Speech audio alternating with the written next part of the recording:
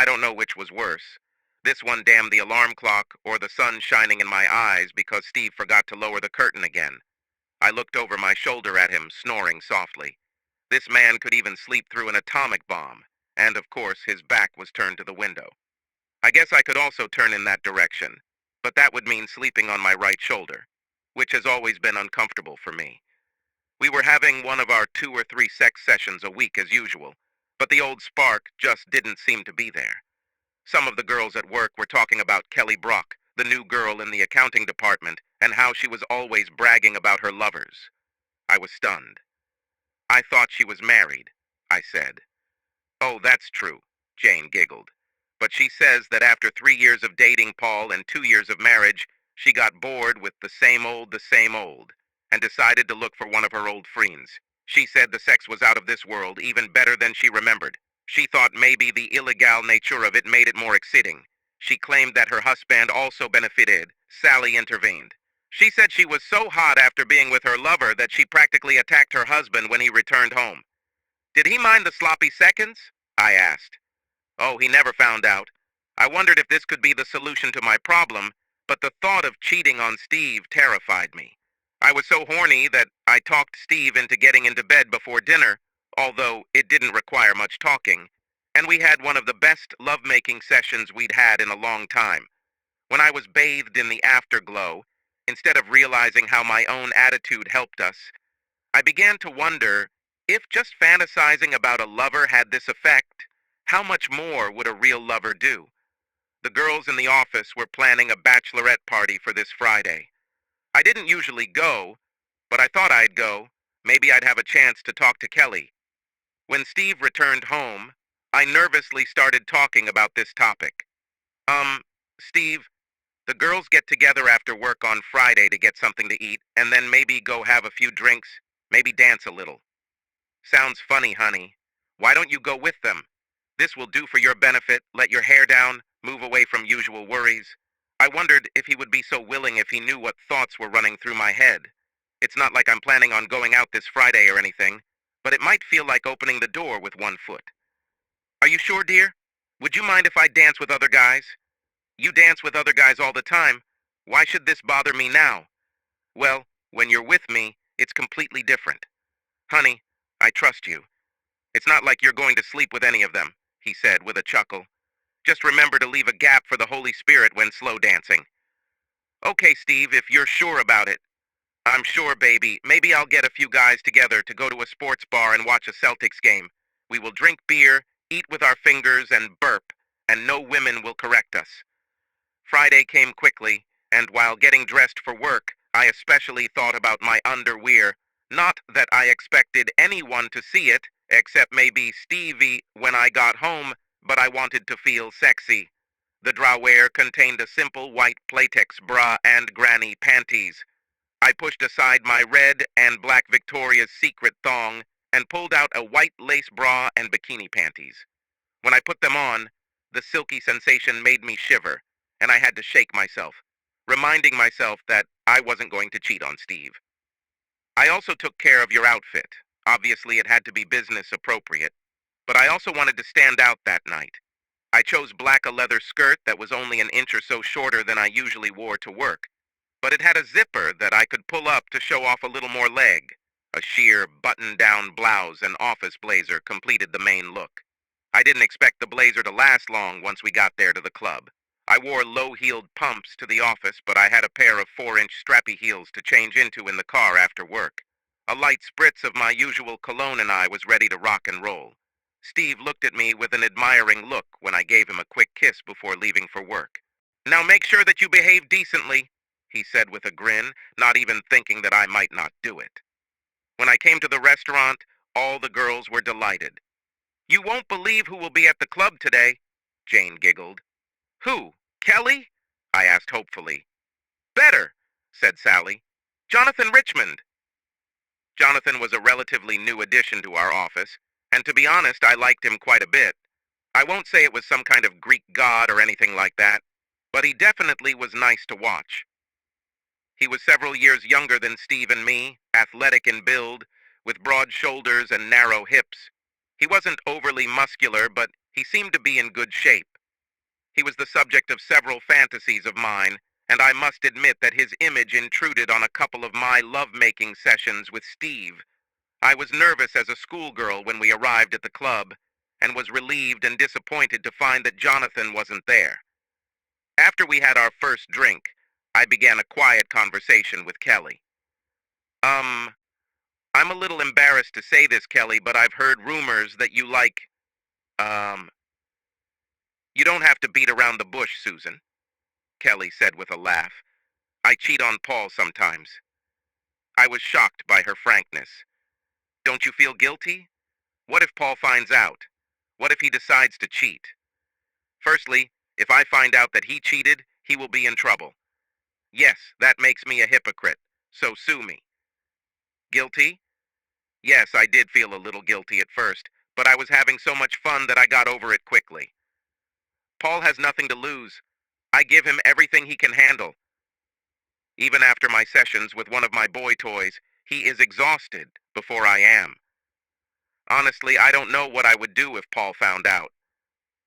In my fantasies, he saw that my playing time didn't hurt anything and allowed me to continue. You don't really believe in this, do you?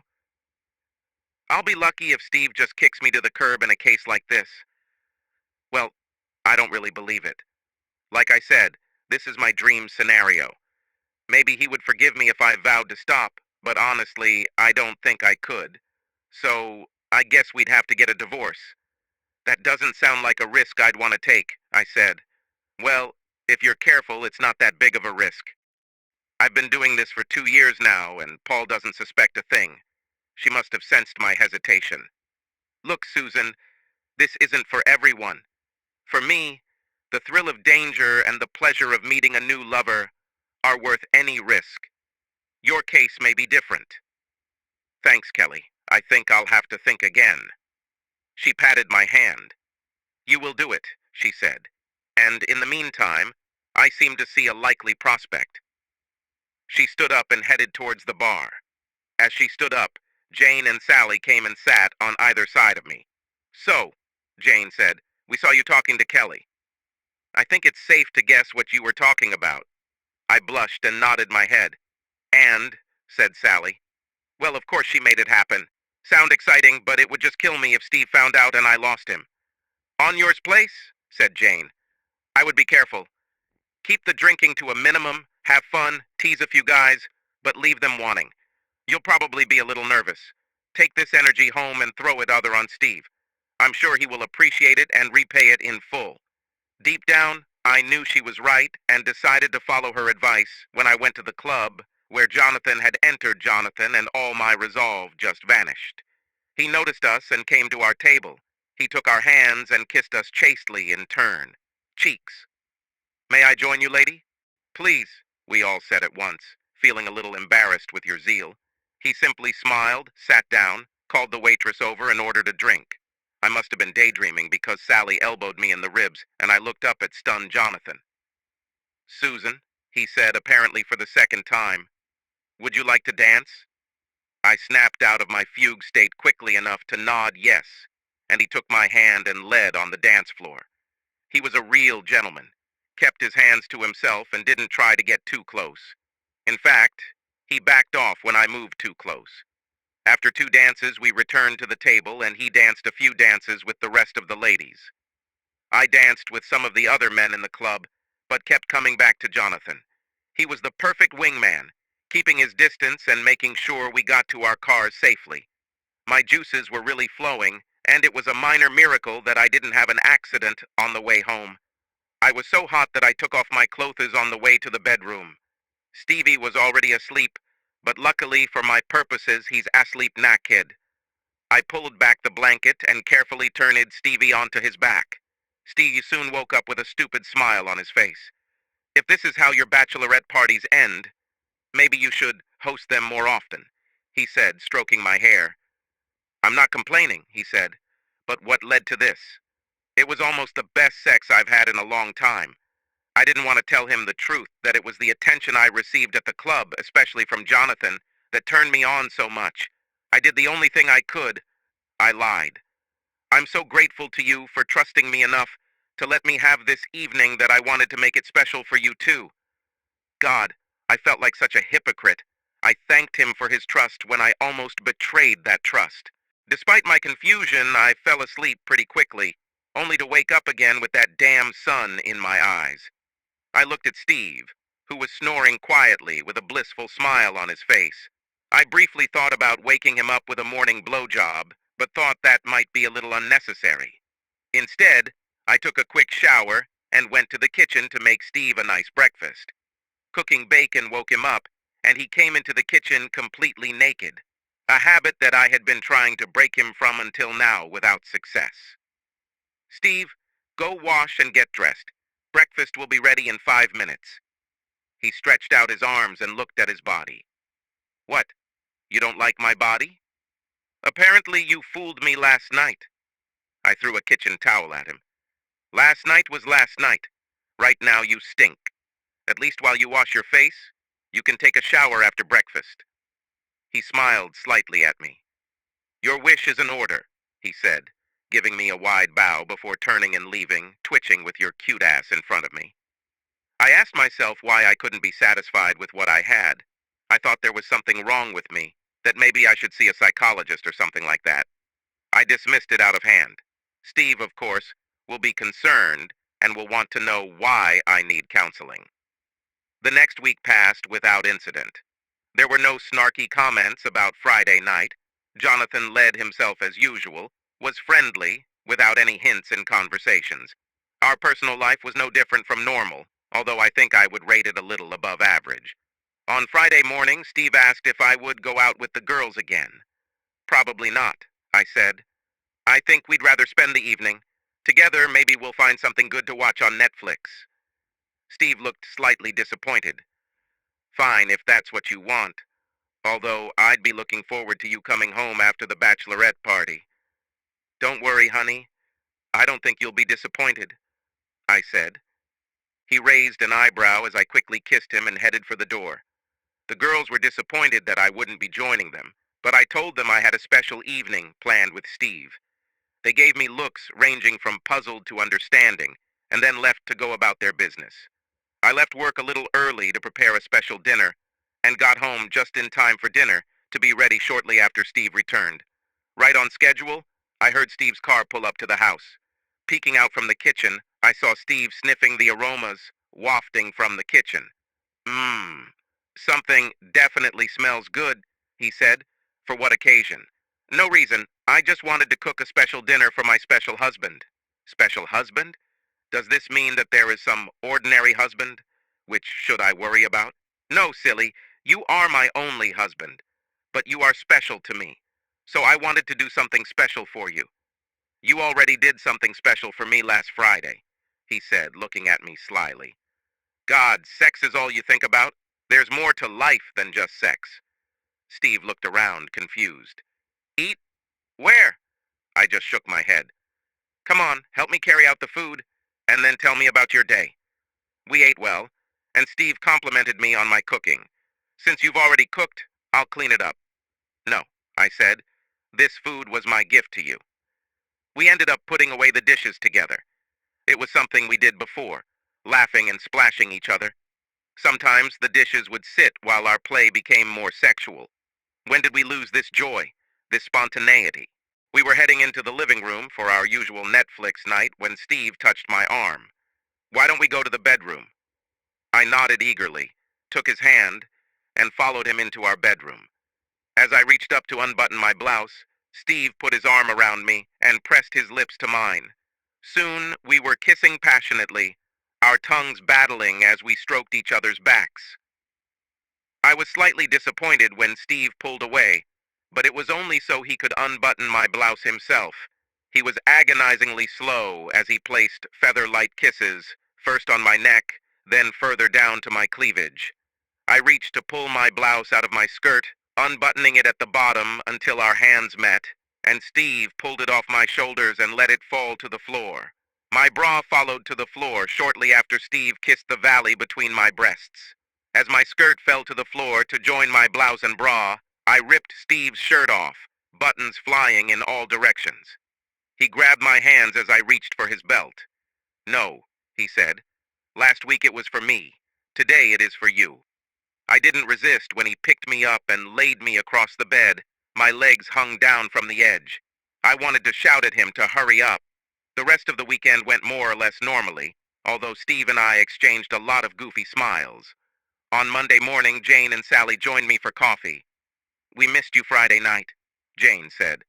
"So is Jonathan," Sally said. Jane nudged her. "What did you do that was more important than having fun with us?" asked Sally. "I was so grateful to Steve for letting me go last Friday that I cooked him a special dinner. Then he thanked me for dinner." "All evening," I said, giggling. "They hit my hand." "Great girl," said Sally. "Will you come this Friday?" "I think yes. I do not know. Maybe. I need to consult Steve." "Are you 16 and you have to ask your dad for permission to go on a date?" asked Sally. "This is wrong. It's just common courtesy. Steve wouldn't come out without consulting me either." "It doesn't matter," she said, and she and Jane headed back to the office. I still hadn't made up my mind when Steve and I sat down for dinner Thursday night. "So, are you going out tomorrow night?" he asked. "I'm not sure. I think you better go," he interrupted. "Why do you want me to go so badly? Do you have a hot date yourself?" "No," he said, laughing. "It's just that you almost never do anything for yourself. I think it will do you good. I know it was good for me, too." I hit him with the newspaper when he gave me a nasty look. Okay, I'll go, but I don't guarantee a repeat of last time." He faked a pout and then said, "It's okay, honey, as long as you're having fun, I'll be happy." After watching TV, we went to bed to make tender love. I fell asleep wondering what tomorrow would bring. On Friday morning, during a coffee break, I was joined again by Sally and Jane. "So," Sally said, "is Dad canceling your curfew tonight?" She was really starting to piss me off. "Could you please stop this? I want you to know that it was Steve who talked me into going." "He probably has his own plans," she said, grinning. "Why are you trying to create problems? I thought you were my friend." "Sorry, Susan, I was just teasing you." "You're just so lucky. Many husbands don't understand everything that way." "See you at Regina's after work?" "I'll be there," I said, standing up to go back to my desk, wiping my sweaty palms on my skirt. I was surprised to see Kelly with Sally and Jane. "Sorry, but I won't be able to join you girls at the club tonight," she said. "I have a date today." "Girl," said Jane, "you understand that you are playing with fire, don't you?" "Yes," I said. "What will you do if you ever get caught?" "Paul hasn't caught me in 2 years. He's just too distracted." "Yes," said Jane. "That's exactly what Joyce from the payroll department said." "Joyce?" I'm at a loss. "I don't think I know her." "Oh, that's right," said Sally. "She left before you joined the company. She had an affair with her boss. Her husband found out about this and beat the crap out of the guy. He had to serve 30 days in prison, and then he simply left in an unknown direction. Joyce couldn't even divorce him for a year, so she lost their house because she couldn't pay the mortgage. Her boss lost his job and his family. Joyce eventually returned to her hometown to live with her mother. I had to remind myself to close my mouth, which was open in shock. She was just stupid," Kelly said. "First of all, you don't shit where you eat. Secondly, she had an affair. I rarely play with the same guy more than 2 or 3 times. There are too many emotional issues when you're having an affair, and you may get too comfortable and make mistakes. This will never happen to me." "Famous last words," Jane laughed. With this drama over with, we headed into the club to find that Jonathan had already reserved a table for us. As soon as he saw us, he ordered a drink, and I didn't know if I should be impressed that he remembered my drink from 2 weeks ago. I decided to put this tidbit aside while awaiting additional data. I was a little disappointed that I wasn't Jonathan's first partner, but I didn't have to wait long before I found myself on the dance floor. Jonathan was again a gentleman, although a couple of times our dance moves brought us closer together, and I felt nervous as we parted. When I returned home, we didn't have a repeat of the first time. Not that I wasn't just as excited, in fact, I needed a shower before I went to bed. However, I didn't want to get into a situation where each of us owes something to the other.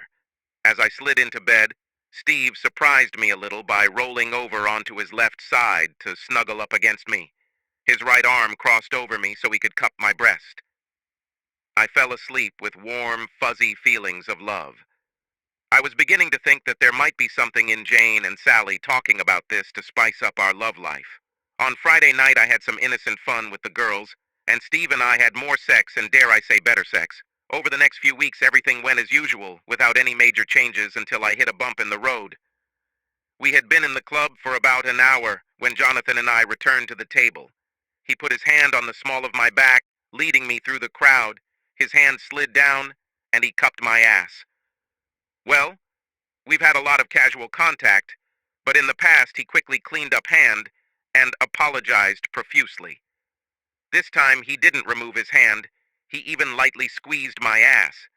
He nearly ran me over when I suddenly stopped and turned around, a stupid grin on his face until he saw the angry look on my face and my hand about to hit him. I have to admit, I wasn't sure if I was more angry at him or at myself for getting my panties wet when he squeezed my ass. "Wow," he said, stepping back and raising his hands. "Sorry, Susan. I didn't mean anything by it. I guess I just got carried away." "Well, why don't you just take yourself to another table and leave me alone?" I said angrily, turning and heading towards my table. I wasn't looking, but Jonathan apparently took my advice because he was nowhere to be seen when I sat down.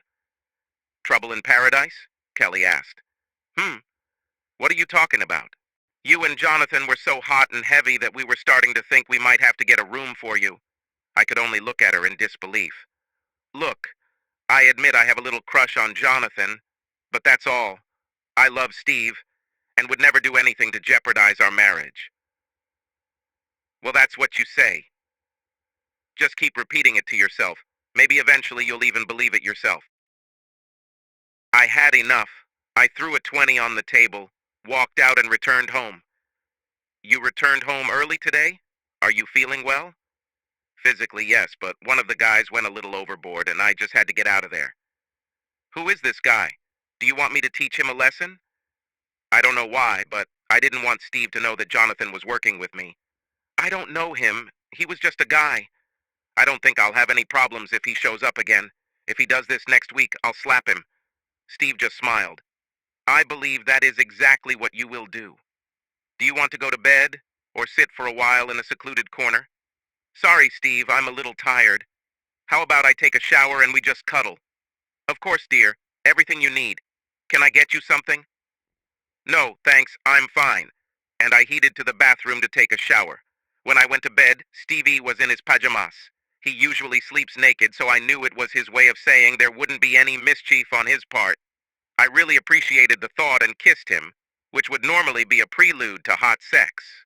I climbed into bed and snuggled against Steve's body. He hugged me, but put his hand on my stomach, not my chest. I took his hand and pressed it to my chest until I fell asleep. For a change, Steve got up first and prepared the blessed coffee and breakfast for me. Steve is competent in the kitchen, but I made sure he knew how much I appreciated it. On Monday morning, Jonathan was all apologetic. "Susan, I'm so sorry.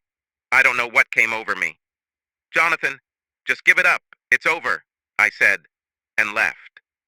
I think the whole office felt the chill. Jonathan didn't show up that Friday night, much to the other girls' disappointment, and I didn't get to do much slow dancing. I danced with some new guys, but soon I was limited to fast dancing. "Girlfriend, you know exactly how to ruin an evening," Kelly said. I was in a very bad mood. "Look, just because you like to act like a cheater doesn't mean we all do. Or maybe you're not just playing. If looks could kill, I would already be dead.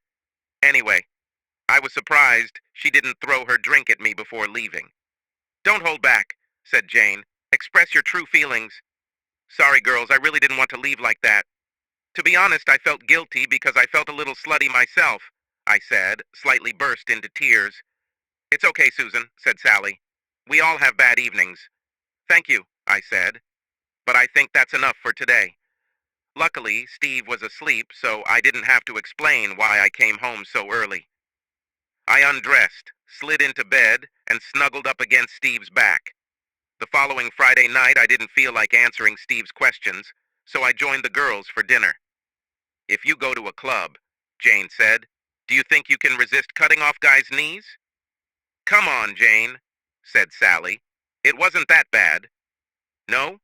I was probably only asked to dance half as much as usual." "Okay, okay," I said, sipping my second glass of wine. "I'll be fine." Only when we had drunk the second round did someone dare to come up to us and invite us. Jonathan entered but walked around us. After the third drink, I walked up and asked him to dance. He hesitated, but gave in when I took his hand and lifted him up. Our dancing was quite chaste, and I could tell Jonathan was nervous. "Listen, John, I'm sorry I snapped at you, but you have to understand, I'm a happily married woman. I'm just looking for a little fun, not a lover at all."